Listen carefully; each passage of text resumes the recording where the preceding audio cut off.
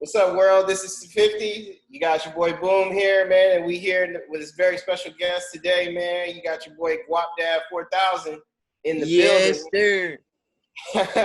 All right, man. Let's get into it, man. Let's get into it. All right, first things first, man. You just dropped a song with Denzel Curry called Lil Scammer. Yep, Lil Scammer That Could. Yeah, okay, and it's related to everything going on right now, man. Like, what initially what initially gave you the idea to make the song, and why did you pick Denzel Curry as the support? It was funny because there's a version of the song that was different before we changed and decided to pivot towards at least address a little bit of the shit that's been going on, and it's just got that energy that Denzel Curry really like always brings. I just felt like he would be a good fit. I actually had performed it in Brussels, and he was like, "Hey, yo, you gotta what's good?" He was like, "You gotta get me on there. I'm hopping on this. You don't just send it to me. You don't have an option." So I was like, "All right, nigga, shit." And that was a crazy night too, because he was side stage when I performed it the first time, and our homie China was there. R.I.P. China. And they was hella hyping me up, like, what the fuck is this? So I knew the song was gonna end up being something special. No doubt, no doubt. And then this is the first time you guys have worked together, man. What was it like working with him? It was definitely a blast. Like, we went on tour with each other, so we had got that we just developed that chemistry over time. So by the time we got back home and start recording songs and shit, it was like already a wrap. Now we got so much more music together. That's not even like just the beginning. No doubt. Can we see a possible collaboration project between you two? Maybe. It's a possibility. I'm not putting it off to anything, but I know he's really set on like making these 3 albums that he's doing right now. And I'm set on like finishing some shit. It's just all about the timing. And then speaking of timing, man, I mean, 2020 has been a crazy year so far, but for you, it's been a monumental year, being that you had one of the best songs deemed by Time magazine. Now, most people from the hood and stuff like that know Times only from like National Geographic type things, yeah, like presidential stuff. Like, what was it like when you saw that your song was deemed one of Time's best songs out of 2020 right now? And 2020 is not even over yet, so it's like, yeah, I couldn't believe it. I definitely couldn't believe it. I was like, Time? What? Like what? That's just magazine you read about Obama and shit when he got his hands crossed on the cover with all the red. I'm like, bruh, Time? That's crazy. I'm super honored and I'm humbled by the accolade, and I'm motivated to get up on there again. definitely. And then Niggas ain't never been on Time. The song that you got placed on there is Rona, and like with everything going on with the coronavirus right now, man, how have you been spending your time, like quarantining and just staying out the way? Man, I started a series called Rona Raps, and I did it just to start rapping with my homies, and it grew into a whole thing. Chris Brown, Wiz Khalifa, Denzel Curry, Buddy, Earth Gang, Joey Badass, Currency. So I had so many niggas, man. Murs, shout out to Murs, Coda the Friend. Like, niggas really showed up for me, and I'm forever appreciative. It made it a great thing for me to do once a week.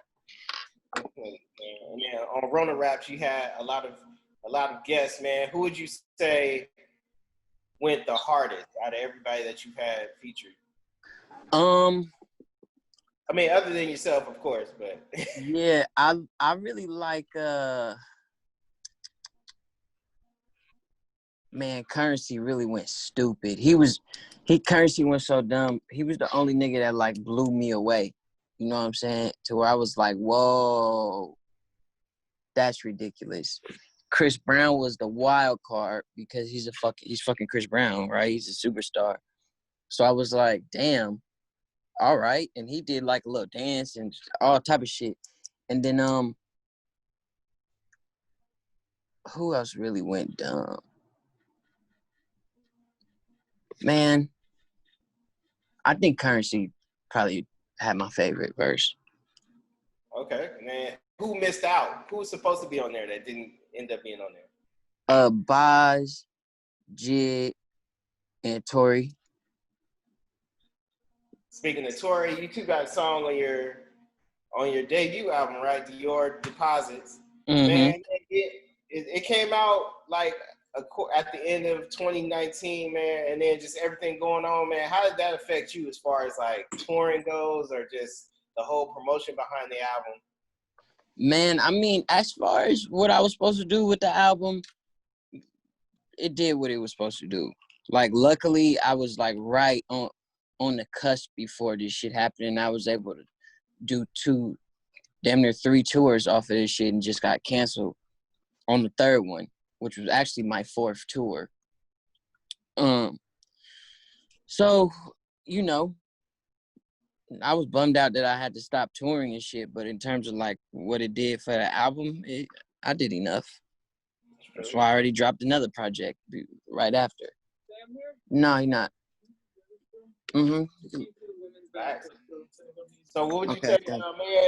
How what has this whole pandemic situation taught you as far as the music business goes? It taught me that I'm tight at reinventing and pivoting, and these niggas is not, because they not brands. They just songs. And if they songs ain't tight, that's why we not hearing from these niggas. How have you been creatively during this whole thing? I mean, I started a series. I never stopped dropping music. I never stopped dropping music videos. I just kept working. This shit ain't been, it slowed down my life outside, but it hasn't slowed down my life in the studio at all. No doubt. And what people haven't heard a lot is the song that you, Wale, and Young Chris got, and Ryu and Ken. That's a monster record. Man, that shit got so swept under the rug. Yeah. I was like, damn. I think the cover art had a lot to do with it too. I should have did the cover art for it, but I wasn't sure when they was releasing it, and Wale gave it to Young Chris basically. So I was like, I'm cool with that, but I wish I knew more about the rollout. Maybe I could have came up with something. I was just kind of out the loop on like what specifically was going on. So they asked you to be on the record, or I mean, we all cut the record together. Like, the first day I met Wale, I walked in, them niggas was rapping. He was like, yeah, I already know how you get down, get on the mic. And then we made that song while they had already started it. No doubt, man. And then going back to Your Deposits, man, tell us about your favorite moment creating that album. I got 2 favorite moments. One was being in the studio with Charlie Wilson. Changed my life. Got an OG forever now. And that's just a lifetime connection that I'ma always cherish and respect, and try as his little homie never to embarrass him, because that's my OG now. And on some young nigga fan shit, like being in the studio with Tory, hearing him cut that verse, learning how he records, next level info. And then I remember being in the studio doing all this man, I remember this song called The Process, because that's how I ended my verse. And I was just like, fuck it, man, I'm gonna send this to Black. Black had already gave me the eyeballs on Twitter and shit when I'm playing the song. So he like, bro, I'm finna do this shit right now. Then I came back to the studio, his verse was done, and I played it together. And I'm like, damn, this is one of my favorite songs I ever made, of all time. No doubt, man. What you learn from making that first album that you apply now in your creative process?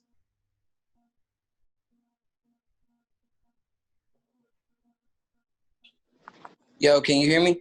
Yeah, I can hear you now. I have walked out so the Wi-Fi at Yep, Trip. yep. Can you repeat the question? I said, man, what have you learned from the first album that you take into creating music now? What did you learn from making that first album?